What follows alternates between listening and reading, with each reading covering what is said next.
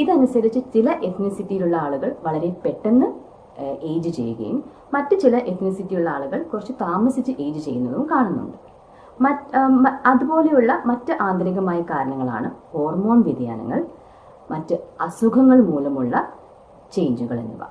ഈ ആന്തരികമായ കാരണങ്ങളിൽ നമുക്ക് ഒരുപാട് വ്യതിയാനങ്ങൾ വരുത്താൻ സാധിക്കില്ല.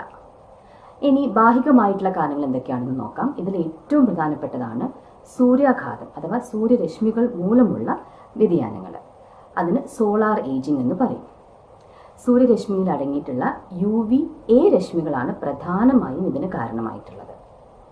മറ്റ് ബാഹികമായ കാരണങ്ങളാണ് ഡയറ്റ്, നമ്മുടെ ആഹാര ക്രമീകരണത്തിൽ വരുന്ന ചില വ്യത്യാസങ്ങൾ കാരണം ഉണ്ടാകുന്ന ഇൻഫ്ലുവൻസസ്.